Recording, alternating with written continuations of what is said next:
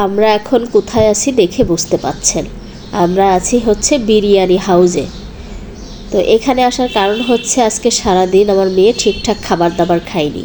তো বাবাকে বললাম মেয়ে তো ঠিকঠাক খাবার দাবার খাচ্ছে না। তো মেয়ের কাছে জিজ্ঞাসা করতেছে তুমি কি বিরিয়ানি খাবা না মোরগ পোলাও খাবা? তা বললো আমি মোরগ পোলাও খাবো। তো আর দেরি না করে বাবা নিয়ে চলে এসেছে। আমি বললাম আমি রাতে খাবো না, অলরেডি আমার খাওয়া হয়ে গেছে, তো এখন ওর জন্যই শুধু খাবার নাও। তো মোরগ পোলাও নিয়ে দিয়েছে, দেখেন এখন ঠিকঠাক খাচ্ছে। আমি বাসায় রান্না করলে খাবে না, সে ঠিকই বাইরে খাচ্ছে। তো বললাম একা তো খেয়ে পারবে না, তুমিও খাও। তো বাবারও খাচ্ছে, আমি বসে আছি। তো এত কষ্ট করে আমি রান্না করি, এখন আপাতত দেখা যাচ্ছে আমার রান্নার কোনো মূল্য নেই, কারণ তার রেস্টুরেন্টের খাবার ভালো লাগছে। আসলে এই জন্য না, সবার রুচি সবসময় একরকম থাকে না, সবসময় খেতে ভালো লাগে না। আর দেখা যায় আমরা বেশিরভাগ টাইমে হয়তো ওই ভাত মাছ গোশ এভাবেই শাক সবজি খাচ্ছি, তো একটু ডিফারেন্ট সবসময়ই ভালো লাগে, মাঝে মধ্যেই ভালো লাগে। আমারও এমনই হয়, আমার শুধু মেয়ের কথা বলবো না, আমিও দেখা যায় কয়েকদিন বাসায় খেলে পরে হয়তো আমার হাজব্যান্ডকে বলি আর বাসার রান্না আমার খেতে ভালো লাগছে না বা নিজের রান্না খেতে ভালো লাগছে না, তখন হয়তো আমাকে রেস্টুরেন্টে নিয়ে যেয়ে খাবার খাওয়ায়। তো মেয়ের ব্যাপারে আসলেই বোঝা হয়ে গেছে যে আমার মতোই হয়েছে। যাই হোক, আমরা আবার কিছু বাজারঘাট করে নিয়ে চলে এসেছি। তো কি বাজার নিয়ে এসেছি দেখায় আগে।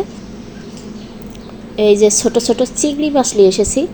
ভাইরে ভাই এত দাম, বিশ্বাস করেন।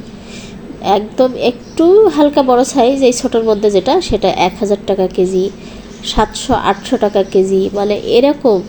যেটা গ্রামে থাকতে এমনও হয়েছে আমরা 50-60 টাকা 70 টাকা কেজি কিনে খাইছি, আর এখন এত টাকা দিয়ে খাচ্ছি, বিশ্বাস করেন কিছু করার নেই। যাই হোক, আর এখানে আবার একটু মেজনো ফল, আবার ঠান্ডা লেগে গেছে অলরেডি। তো এখানে হচ্ছে আঙ্গুর ফল নিয়ে এসেছি, আর সাথে ওই স্ট্রবেরি খুবই পছন্দ করে, শুধু আমার মেয়ে না আমিও পছন্দ করি। তো যেহেতু এখন স্ট্রবেরির সিজন আসতেছে, এখন একটু খাওয়া পড়বে আমাদের। আর এখানে নিয়ে আসছি বিসিআলা সিম, মানে একদম পুরো পেট ভর্তি বিসি বলে যেটা, সেটা।